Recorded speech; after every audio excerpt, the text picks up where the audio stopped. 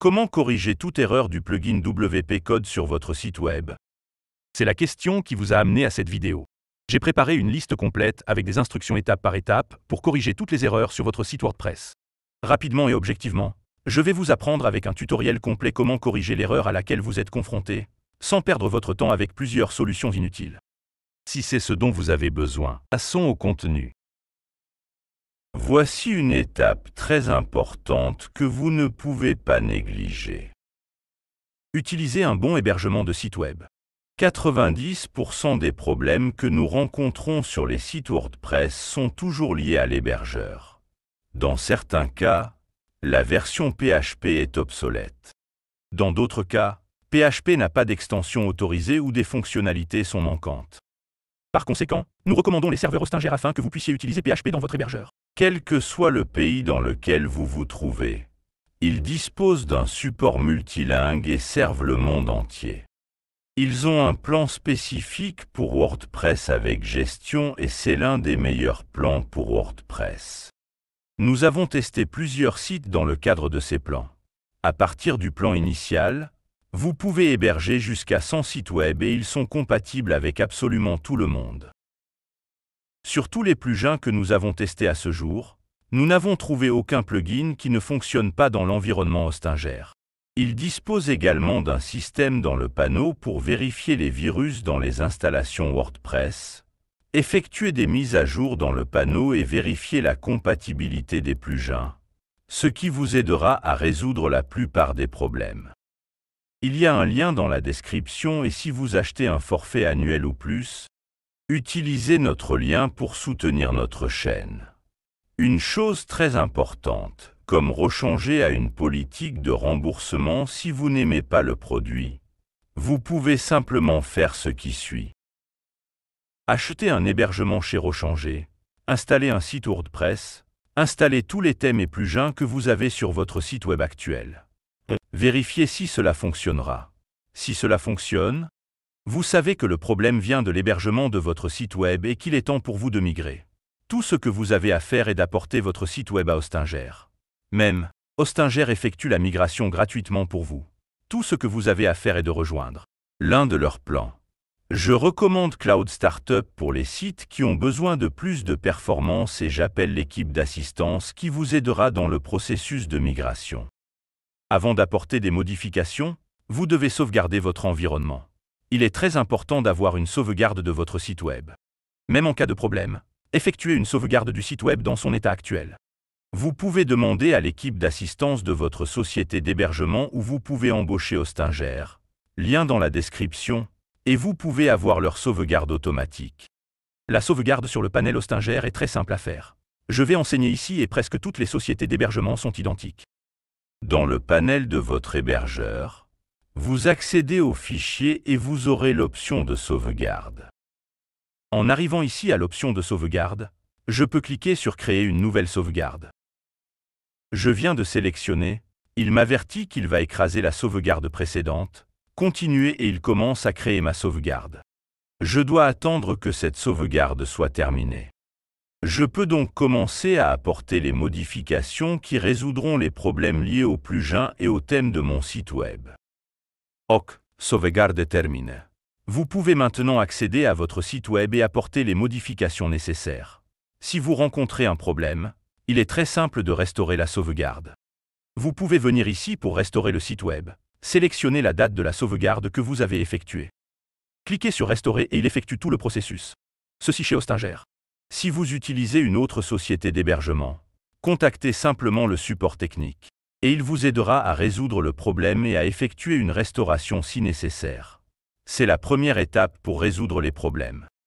En fait, si vous rencontrez un problème et n'avez aucune nouvelle information sur le site, vous pouvez essayer de restaurer les anciennes sauvegardes pour voir si cela résout le problème que vous rencontrez. Une autre façon de corriger les erreurs consiste à désactiver ou à modifier le thème que WordPress utilise actuellement. Allons-y. Si vous avez accès au panneau, vous le ferez de manière très simple.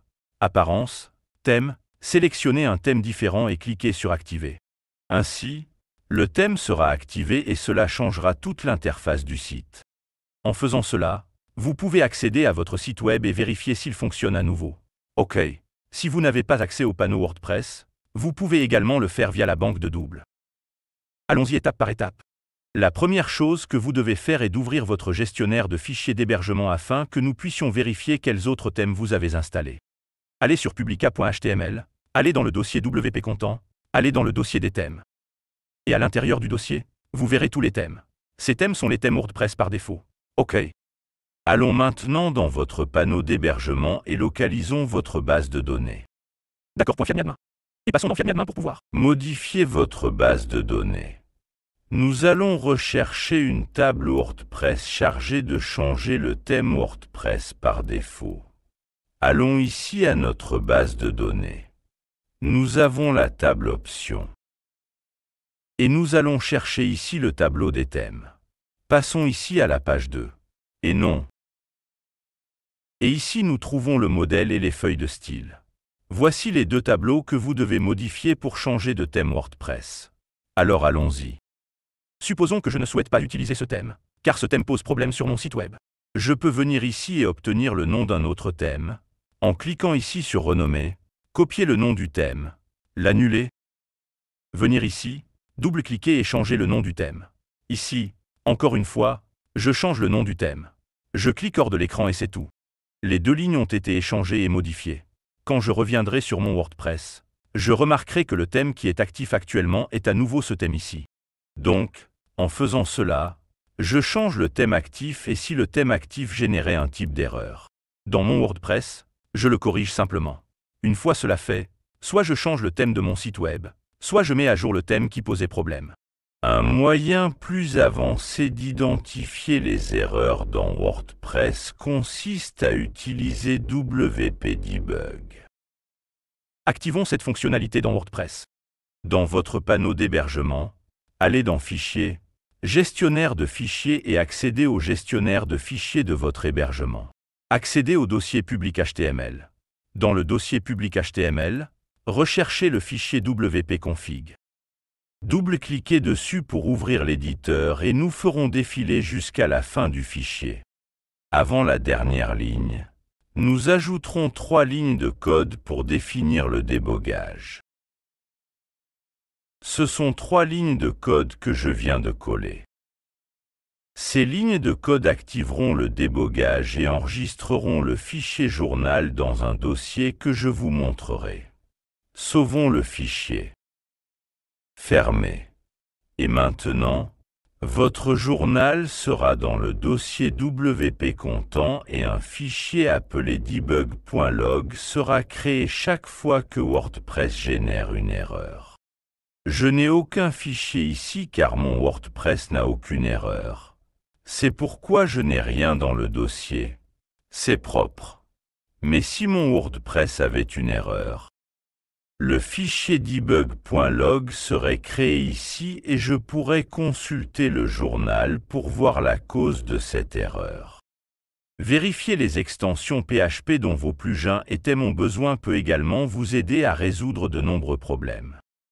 Ici, dans le panneau d'hébergement, nous allons dans Configuration PHP, nous allons dans Extensions PHP et nous vérifions les extensions qui sont déjà nativement actives et vous ne pouvez pas les désactiver. Et ci-dessous vous trouverez plusieurs autres extensions que vous pouvez éventuellement activer. La plupart des hébergeurs ne proposent pas ce type d'extension, c'est pourquoi nous avons choisi Hostinger comme partenaire. C'est parti, je vais vous donner un exemple, et ceci n'est qu'un exemple. Vous pouvez utiliser cette base pour n'importe quel plugin que vous utilisez. Vous allez sur Google et recherchez le nom du plugin et les extensions PHP dont il a besoin, ou lisez la documentation. Donc, par exemple ici, Elementor. Il a l'extension PHP ZLIB comme nécessité, il a besoin de cette extension active. Par coïncidence, c'est aussi une extension requise par WordPress.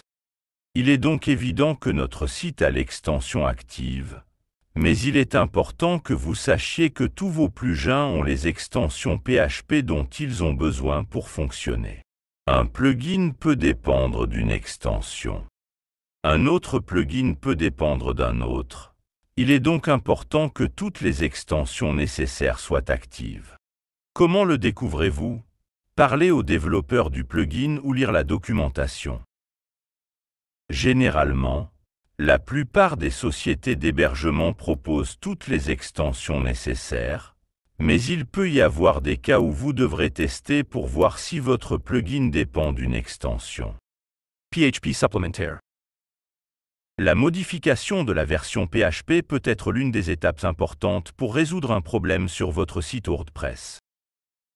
Que le problème vienne d'un thème ou d'un plugin, la version PHP doit être compatible avec celui-ci. Allons-y. En accédant au tableau de bord de mon système d'hébergement, je peux aller dans Avancées, dans Configuration PHP et choisir la version de PHP que je souhaite utiliser. Chaque hébergeur dispose d'un panel différent, mais ils ont tous la possibilité de changer de version PHP. Actuellement, PHP 7.4 est le plus compatible avec tous les thèmes et plugins WordPress.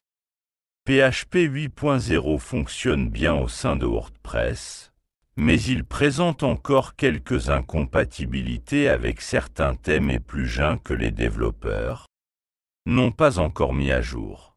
Nous vous recommandons donc de passer à PHP version 7.4, de cliquer sur Mettre à jour pour qu'il applique la modification, d'attendre environ 3 minutes et de réessayer d'accéder à votre site web, en n'oubliant pas de vider le cache à chaque fois que vous effectuez une modification. Augmenter la mémoire PHP.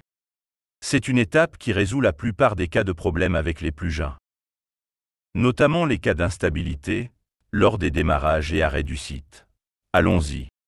En arrivant sur le tableau de bord de votre société d'hébergement, vous pouvez cliquer ici sur Avancées, Configuration PHP, et vous arriverez sur cet écran. Vous allez dans les options PHP. Vous descendrez à l'option qui parle de mémoire PHP. Ici, je l'ai réglé sur 512 mégas. Je peux le changer en 1024. En gardant à l'esprit que mon plan a 3 gigaoctets, incroyable, 3 gigaoctets de RAM. Je peux passer par exemple à 1024, descendre ici, sauvegarder, et cette étape, au bout de quelques secondes, peut complètement changer les performances de votre site. Notamment en faisant plusieurs plugins qui ne fonctionnaient plus à cause de l'utilisation de PHP, sont disponibles sur votre site internet. Mémoire excessive ou pas excessive, juste l'utilisation nécessaire, remettez-les en état de marche.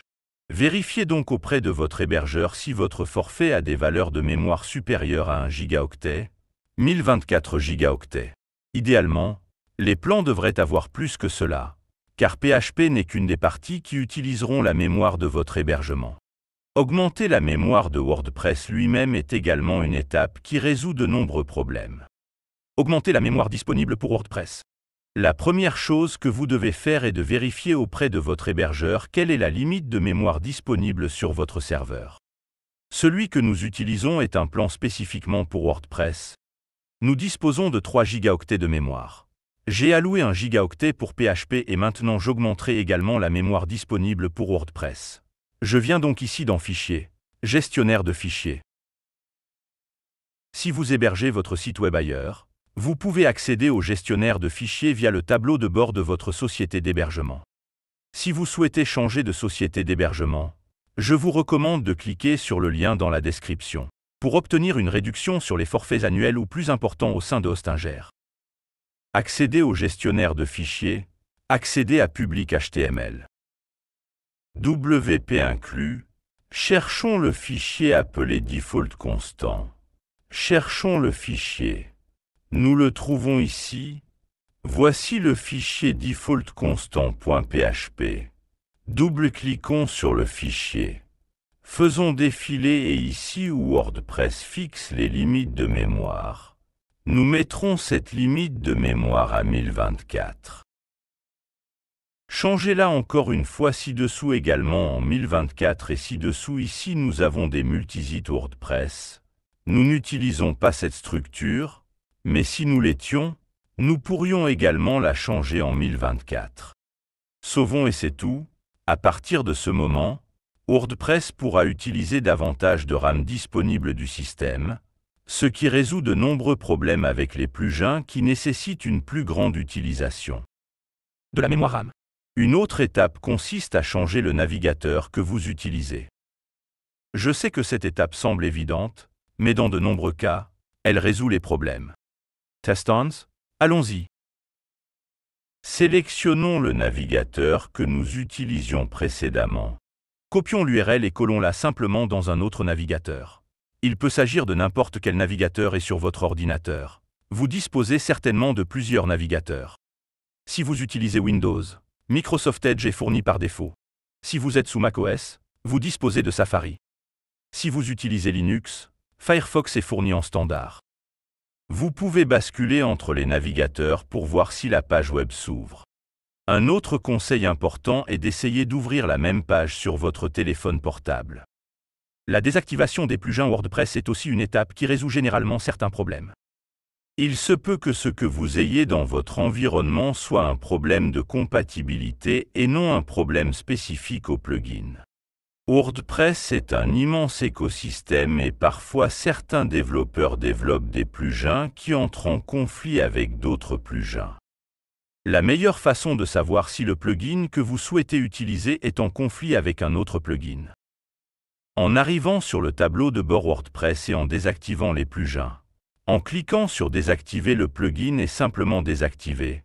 Cependant, cela a un petit problème.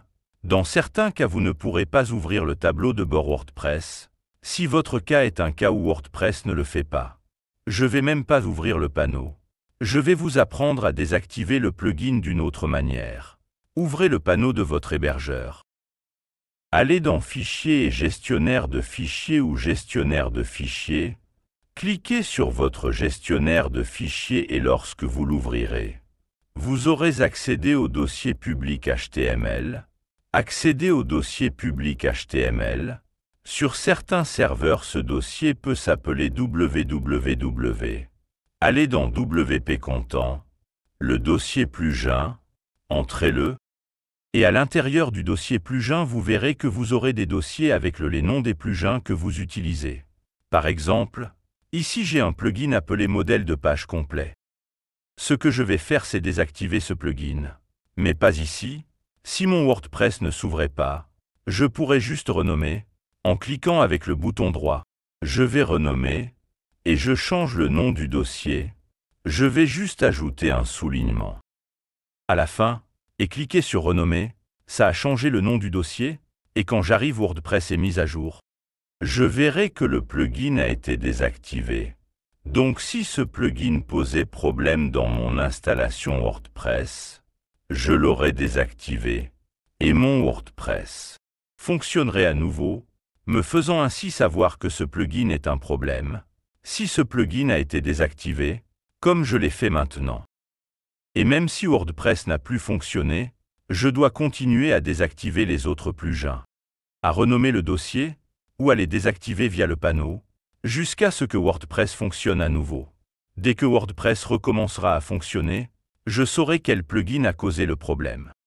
Je vais donc revenir au dossier ici et remettre le nom du dossier du plugin à l'original. Ramenez le nom du dossier du plugin à l'original, en supprimant le soulignement afin que le nom du dossier du plugin reste tel qu'il devrait être. Je mets à jour ma page de plugin et je peux désormais réactiver le plugin. Tous les autres, à l'exception du plugin qui a créé l'erreur au sein de mon site. De cette façon, je saurai lesquels des plugins dont je dispose dans mon environnement ont généré une erreur dans WordPress. Une façon de résoudre les problèmes consiste également à modifier les autorisations des dossiers dans lesquels votre plugin a été installé. Dans de nombreux cas, une personne décompresse un fichier zip directement dans le dossier WordPress où se trouve le plugin. Et cela modifie les autorisations et le propriétaire du dossier, provoquant des erreurs critiques dans WordPress. Revenons au tableau de bord de notre hébergeur. Je suis arrivé à Fichier, Gestionnaire de fichiers. Accédez à notre gestionnaire de fichiers, notre File Manager. Allez dans Public HTML. Accédez à WP Content. Allez dans le dossier plugin et on retrouve ici tous les plugins installés dans WordPress. Notez qu'il dispose d'autorisation de dossiers spécifiques. Il s'agit du modèle d'autorisation de dossiers sur le web. Si votre répertoire ne dispose pas de ces autorisations, vous pouvez cliquer avec le bouton droit. Vous pouvez accéder aux autorisations. et modifier les autorisations. Notez que l'autorisation est 755. Si je coche une case, je modifie les autorisations. La valeur par défaut est 755. Cochez l'option récursif, répertoire et fichier et cliquez sur Mettre à jour. Important, si vous souhaitez conserver l'état d'origine du dossier, avant d'effectuer la modification, vous pouvez cliquer avec le bouton droit, accéder à Archiver, sélectionner le format de fichier. Et cela créera une sauvegarde pour vous avec l'état d'origine. Ici l'autorisation est différente mais dans ce fichier zip, les autorisations restent les mêmes que sur votre écran. Temps, c'est de l'argent. Si vous avez besoin d'une équipe pour résoudre des problèmes avec vos applications, votre infrastructure et votre application web, contactez-nous. Le lien dans la description à notre calendrier ouvert au public avec les heures et les jours que vous pouvez sélectionner. Commandez et recevoir notre service exclusif d'un groupe de passionnés de technologie à un client qui en a besoin. Votre temps vaut beaucoup pour nous. Si vous ne le souhaitez pas, ce n'est pas grave. Regardez simplement la vidéo jusqu'à la fin et je suis sûr que vous pourrez résoudre votre problème. Si vous voulez gagner de l'argent en résolvant des problèmes WordPress, il y a un lien dans la description qui vous mènera à la meilleure formation qui soit. Je veux que vous réfléchissiez à ce qui suit. Selon vous, qu'est-ce qui est le plus probable? Que quelqu'un vous paie 1000 $ pour un site web dont il ne sait même pas s'il en a besoin? Ou que quelqu'un qui a déjà un site web fonctionnel et qui a un problème vous paie 1000 $ pour le résoudre? Résolvez les problèmes avec des outils déjà existants. C'est un marché immense et peu exploré. Vous avez la possibilité de travailler sur l'urgence, le besoin d'entreprises déjà actives. Cliquez sur le lien dans la description et je suis sûr que vous l'aimerez.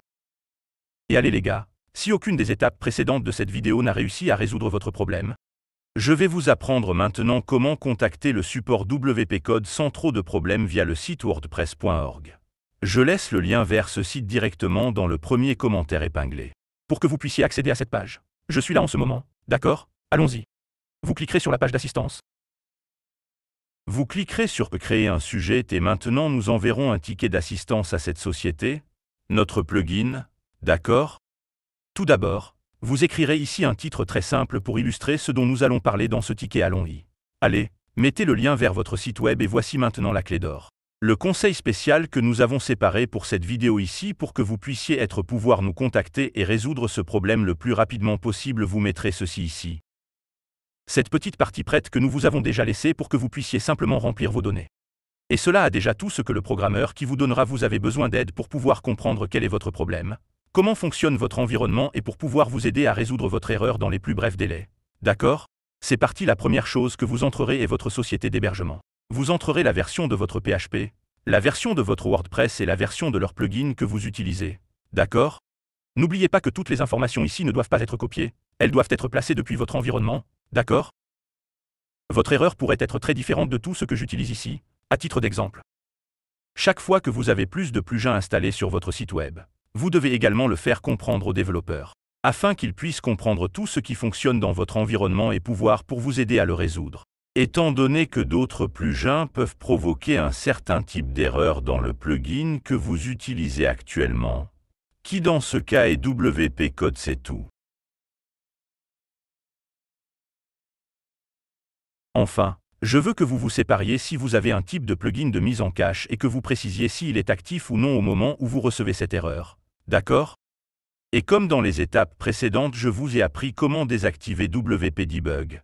Si vous y avez reçu n'importe quel type de message, je vous recommande fortement de l'inclure ici. Dans nos messages que vous enverrez au support, car cela peut aider le développeur, qui vous aidera à comprendre quel est votre problème. Donc, j'espère que vous avez apprécié cette vidéo. Et enfin, si c'est le cas, nous allons ajouter ici 2 petites phrases simples expliquant ce que vous essayez de faire, comment cela est réellement censé fonctionner, et comment ça marche pour vous, et c'est l'erreur qui est renvoyée. D'accord? À partir de là, il vous suffit de mettre ici quelques petites balises pour guider leur équipe et comprendre de quoi parle ce ticket que nous leur envoyons. D'accord? À la toute fin, nous aurons 3 options à sélectionner. Je ne pense pas que vous aurez besoin des 2 premiers, mais cela vaut toujours la peine de les lire, et de voir si cela a vraiment du sens avec ce que vous avez écrit ici dans le sujet où vous sélectionnez l'une des options. Mais, en principe, je pense que vous n'aurez besoin de marquer aucun d'entre eux. Je vous recommande de cocher la dernière option ici afin que vous puissiez recevoir une notification dans votre email, lorsque le ticket que vous envoyez maintenant recevra une réponse de leur équipe. D'accord? Mais avant d'envoyer ce ticket ici et de finaliser notre processus de la dernière étape ici pour résoudre votre erreur, je recommande fortement que l'intégralité de ce message que je vous ai montré ici, tout ce processus se fasse en anglais. Parce que l'anglais est utilisé dans le monde entier et est aussi la langue la plus utilisée sur le web. Cela facilitera et accélérera certainement le processus permettant à l'équipe d'assistance de répondre et de vous aider à résoudre votre problème. Écrivez donc tout en anglais pour pouvoir résoudre votre erreur le plus rapidement possible. Et voilà, vous pouvez maintenant envoyer le ticket ici en suivant les bases que je viens de vous apprendre ici dans cette vidéo. Et vous résoudrez certainement votre problème dans les plus brefs délais. Et voilà, la vidéo se termine ici. Merci, salut.